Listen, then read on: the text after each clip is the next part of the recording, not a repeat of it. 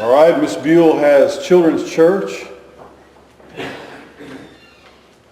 More fun in learning. If you don't have fun out here, then go back to Fun Church. They're always got something going back there, and don't ever believe that I'm just kidding about that. You have a good time. Don't worry about being saddled with a job or somebody might ask you to do something. Just go back there and say, I just want to watch. That'll be fun enough, but if you want to get involved and get some glitter on your hands or in your hair or some glue or something, then do that too. Oh, these pretty flowers, they almost look real. Thank you, Miss Ann. And what kind are these? Peonies. Say it again? Peonies. Okay, I still can't pronounce it, but they're pretty. It's like kumquats and things. I can't spell that either. These are beautiful. Come out of her garden. She says it's been touch and go because we've had lots of cold weather. Unexpectedly cold. It's all that climate change, you know. It's just getting into folks everywhere. But thank you so much. I appreciate those. And she had some a few weeks ago that covered my face up here, and so everybody thought that was a great idea. But then I moved around too much, and so it didn't work. Andy, I've got a picture on there first I want to look at of our Christmas boxes. Let's look at that. It's in your bulletin as well. Take that home with you. Now, in May, we go to the clothing, and everybody did so well bringing clothing last time that we had some left over. So we really got a good jump. But May is the month of the clothing. That's little skirts, t-shirts, flip-flops, and onesies. I think I used to know what that was. Twosies and threesies. But anyway, to kind of let you know that we're probably very soon in the month of May, we're going to have all the items that we need for May. And you take this with you. There might be some more. You might pick up some combs while you're at Walmart, some baby shampoos. And those are the things that we need. You see, lots of bar soap. We're really behind a lot on those. But we're headed toward another 200 boxes this year. So I thank you so much for all that you do. This is a wonderful ministry. As Bucket has come and shared with us, it's not just the soap and toothpaste, but just the nice things that everybody needs and a lot of people in the world just don't have. But it's also, they know that this comes from Christian people. And it makes it very easy to share the gospel with people who know that you're kind and generous. And so it's your kindness, your generosity, your giving to this and being a part of this Honduran ministry is a good mission project for us, and it's a good thing. I think the Lord is going to continue to bless us. Thank you for your faithfulness in that. Okay, let's go and open that PowerPoint then, and thank you for getting on that jump. Thanks to Andy was here yesterday to run the sound for the memorial service.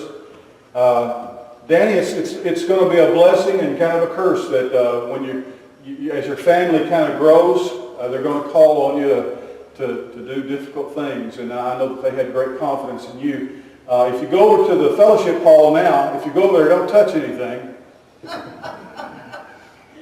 But it's we have a niece that's getting married, and so I'm going to be marrying her. Not marrying her, but you know what I mean. I like that joke though when these little girls come. She asks you, she's acting like she's scared of me, and she's known me all her life. But she came to me, I think, of some holiday that we were eating over her sister's house several weeks ago, and she said, "Would you marry me?" And I said, "Honey, I'm already married. I'm sorry." But I married her sister, married her mom and daddy. They were both skinny and good looking. Way back a long time ago. They're still together. They're still together. So, and then too, every time there's a passing in Terry's family, I've preached their funeral. There's many wonderful people.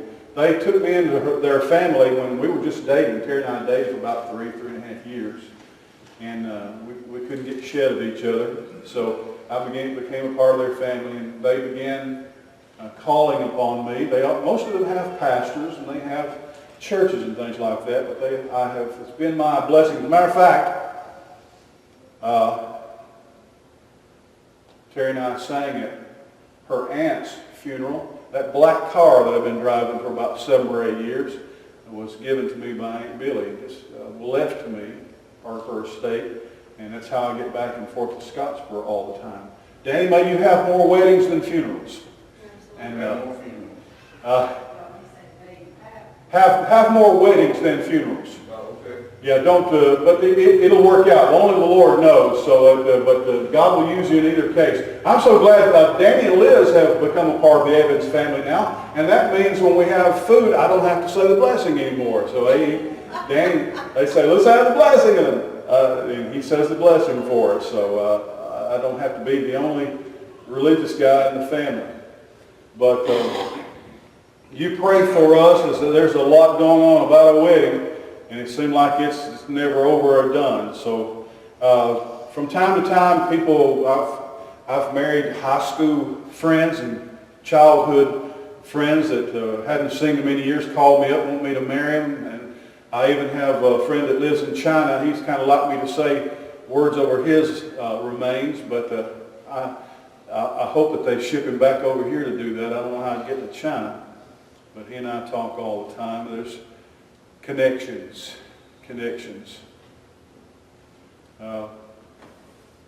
Carrie did something that's very difficult yesterday. She spoke for herself and her other members of the family, sisters and so forth. That's very hard to do. When our parents passed, we had very good friends who had been our parents' pastors, and they spoke on behalf of our family during that time. Some things you just can't do or you don't think you can do. So we had very, very good things we could have said about our folks. And so pray for us in this wedding. They make me nervous. All right, let's go. We're looking at, this is part 2 of His Way, My Way. And please, don't go around singing Frank Sinatra's song, I did it my way. And don't pretend to be Elvis, because don't do it your way. It's very, very important, very important as a Christian, for us, all of us, to find out, God, what's on your mind? What are you thinking about? What's your plan? What's up your sleeve? God, God, show me. God, tell me. In the video that we were watching on Wednesday nights, The Case for Christ, Leslie, Lee Strobel's wife, she is kind of butting heads, not intentionally. It's not any of her doing. Her husband is fighting the convicting power of the Holy Spirit. And he's becoming very angry because she's become a Christian and he just doesn't believe in it. And the other night, in her exasperation, she was sitting on the edge of the bed. She just couldn't talk to him anymore. She went to her bed and just sat on the edge of the bed, and she bowed her head and wept and said, Lord, tell me what to say. Lord, tell me what to say. So let's be that kind of person. Aren't you going to face things? I know we want to be confident and we want to portray and exude confidence. But we're going to face things that we don't know what to do. You're going to face things that you don't know what to do, how to fix it. You're not going to know the answer. And you're not going to know what to say.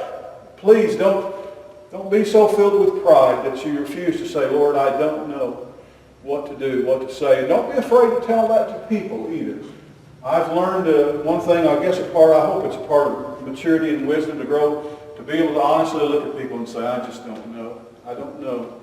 I used to think I had an answer for everything, and I guess I did have an answer for anything. I felt like I could answer any question. I could deal with any person, but I was mistaken. That was part of my arrogance, because, to be honest with you, the Lord is not all that interested in answering all of your questions and mine down here or solving all of our problems. He's doing something greater than you and I. And as a matter of fact, you and I both know that it's our problems, our difficulties, our questions, our heartache, our tears that God uses to His great advantage, to the blessing of others. Now, let's go on. In Galatians chapter 4, verse 6, Paul says, he describes Jerusalem as the mother of us all. Jerusalem is the mother of us all, and I'm not sure, but I wonder if the Galatians kind of did, Stan Laurel used to kind of do that. I don't know what that meant, but it was, it wasn't no Jerusalem is the mother of us all. You know, a lot of the Galatian Christians had never been to Jerusalem. There might even been some of them that never had even heard of Jerusalem, the younger people. And I've looked at this passage. When I was a pastor at the Fosterville Baptist Church, Brother Guy Jordan, one of our deacons, he would shoot questions at me and find out if I knew the answer. He says, all right, who's the mother of us all? Who's the mother of us all? I had read Galatians, I guess, many times by the time I was first became a pastor, and I couldn't remember that verse, and he gave me the chapter and verse, and I went and looked up, and so I've always remembered now, Jerusalem is the mother, but I have no idea what it means. I'd have to tell you that I don't think Jerusalem is my mother, and because I'm not a Jew, and I don't spring from Judaism strictly, being a Christian, I know that Christianity is based upon Judaism, but I've never practiced all the feast days, Sabbaths, and holy days, and all the different ordinances of Judaism. And so I know the Old Testament, and I understand the Old Testament. But is Jerusalem, maybe the Lord might tell me one day, yeah, Jerusalem is your mama. And I said, okay, I just don't see it, but that's okay, as long as you say it is. You know what I think it is? I think, you see there in Acts chapter 9, that when Paul was going to start out his rampage. It says he was breathing out threatenings and murder toward Christians. And he was just kind of doing it as a hobby or doing it out of personal conviction. But then, remember in chapter 9, verse 1, it says he went to the high priest. Remember that? Where was the high priest? Remember? In Jerusalem. And he says that he got letters from the high priest there at Jerusalem so that he could, and so he felt like even there evidently, Paul he was the Hebrew of the Hebrews, he told people always. He had a very strong ethnic and national and personal conviction and connection to Jerusalem. Even when he was going to launch out and become public enemy number one against the Christians, he felt like he needed Jerusalem's official decrees in his hand to be able to go and say, I'm from Jerusalem. The high priest sent me, and you're under arrest to get the papers.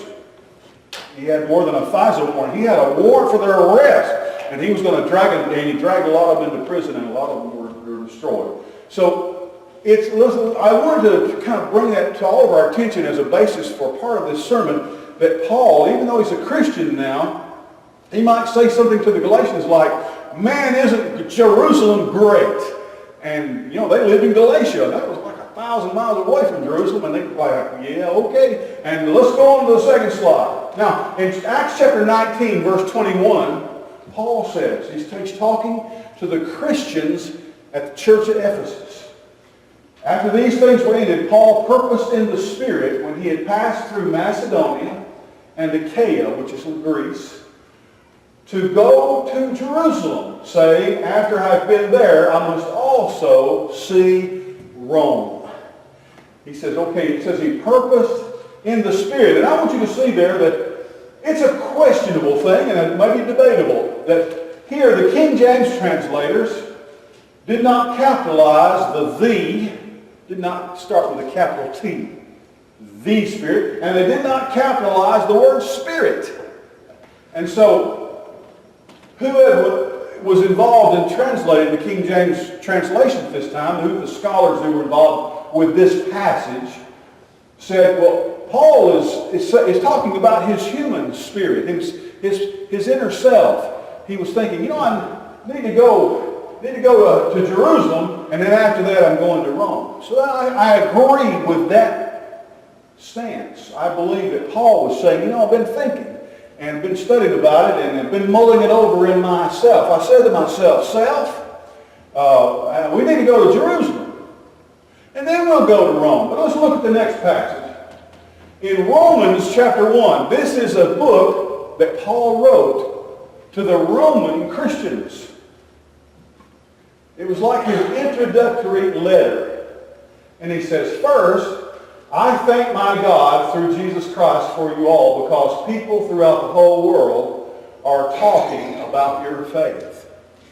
Now, a lot of people believe that the story of Jesus, or the story upon which our faith is based, was invented by fiction writers 200 or 300 years after the Christ event, after Jesus' death, burial, life, death, burial, and resurrection. But here you see, this is in around probably 50 or between 50 and 54 AD. This is only a few years after Jesus' resurrection. And Paul says that the whole world, and believe me, Paul was traveling over the whole world. He says, everywhere I go, people are talking about your faith. There were Christians in the seat of the Roman Empire in the 50s. Only a few years. The story of Jesus that he's been telling, that we know about, was not a creation of someone using their imagination. The Bible that we have is a historical document telling us these are the things we saw and we heard. Skeptics have not a leg to stand on. Are people talking about your faith? Has everybody marveled at your faith?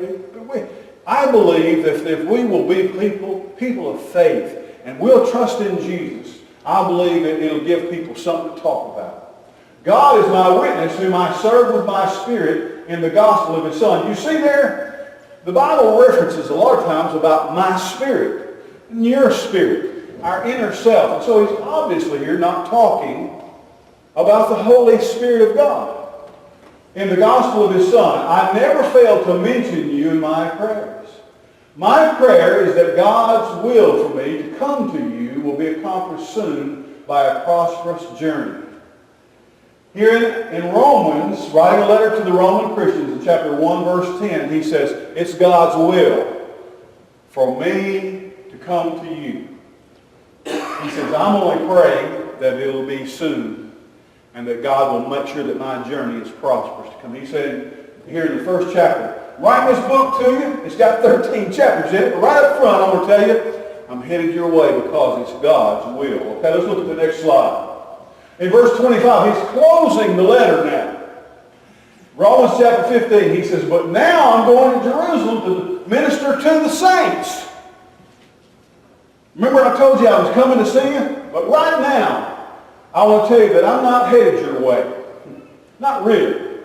It's God's will for me to come to Rome, but right now I'm going to Jerusalem to minister to the saints.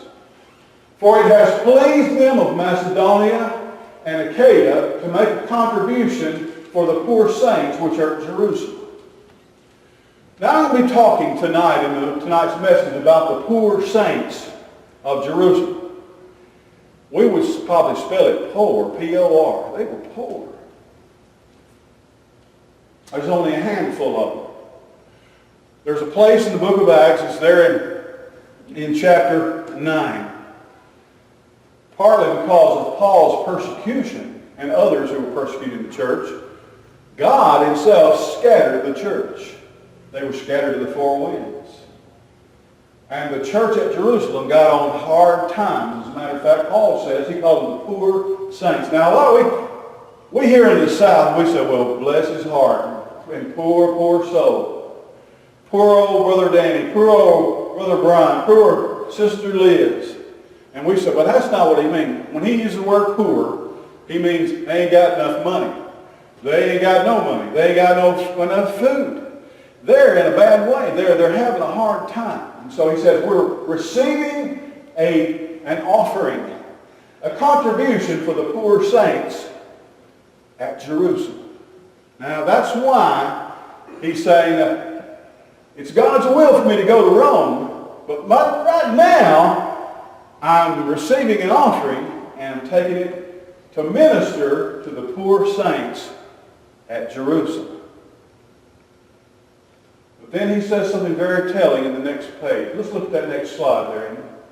Verse 31 is the next one. That I may be delivered from them that do not believe in Judea. Now, the word that means, can you back up a slide there? Let's back up one slide. Here's 26. He's talking about the contribution for the poor saints. Verse 26. Now let's look at 27 again. And 31, I'm sorry, 27, a little bit farther down the line, not exactly 27, but the 31st. So that he continues talking about the offering, that I may be delivered from them that do not believe in Judea, and that my servants which I have for Jerusalem may be accepted of the saints. Paul is saying, this is why I'm bringing this offering to Jerusalem. He says, I think that there are people who are opposing me, who are unbelievers opposing me, and he says, they're in Judea, which is kind of like the county of that Jerusalem was in, the province. And he is thinking that perhaps I can tell them. They were saying, why are you here? Why have you come? He says, well, I'm bringing an offering. I have some assistance, monetary assistance. I've come to help people here in Jerusalem. He says that might get them off my back a little bit. It might deliver me from them. But he says also, it might make me more acceptable to the saints. Do you remember the name of the man? Paul got saved on the road to Damascus. Bright light. There in Romans chapter 9, he gives his testimony. And Paul got saved. He met Jesus. He really met Jesus. But then God reached out to one of his believers. He needed somebody to come along and kind of take Paul literally by the hand and help him in his newfound faith. Remember what that man's name was? Anybody? No, close. That's one too far removed. There's a man named Ananias. Ananias. He came to Ananias and he said, Ananias, I got some news for you. And I said, Lord, I'm always glad to hear from you. And he said, guess what? Saul of Tarsus just got saved. And Ananias thought, is this thing on? What would you say that again? Saul of Tarsus. And he says, I want you to go to him and baptize him. And I want you to bring him in. And Ananias said, Lord, I heard about this guy. I know about this guy. He said, I don't trust him for a minute. I don't believe he believes in you. And the Lord kind of spoke to him a little bit harshly. He said, you just go do what I tell you to do, all right? Now, then the Bible says that the rest of the church, you see, he had some of their friends and family members arrested. He'd probably been responsible for their execution. And so there was Paul and Ananias. All he knew to do was kind of like old Ed McMahon, Here's Paul. And, what did the Bible say? How did the church treat Paul? They were scared of him. They didn't trust him. They didn't trust him. I wouldn't have trusted him. I'm skeptical. I'd say, oh, no. I'd put my hand on my hip pocket right here and I'd say, yeah, bring him on. Bring him on. I'll watch him. Then, what made the difference was Barnabas came along, a man named Barnabas came along, took Paul by the hand, put his arm around him, and brought him in the church. And he said, look here, folks, this man got saved. No, they believed in Barnabas, and they trusted Barnabas. And he says, y'all need to take this man in. And so reluctantly, they believed him. And then later, at the church of Antioch, Barnabas and Paul became the first two foreign missionaries. And then later on, Paul and Silas. And so all of that time, Paul was hooking up with people who had unquestionable credentials in the early church. Barnabas and Silas. Ananias was just so kind of glad to be out of the picture, So, okay, I've passed off that hot potato.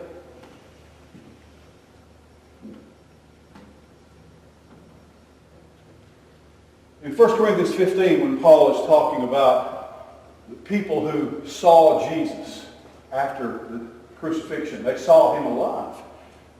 All the apostles saw him. And about 500 other people saw him. And he says, and then me, as one born out of due time. He said, I kind of brought up the rear.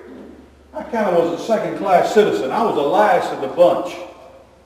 You'll find that when Paul talks about sinners, how did Paul the apostle describe himself as a sinner? Do you remember? The chief of sinners. He described himself as the chief sinner, of whom I'm chief.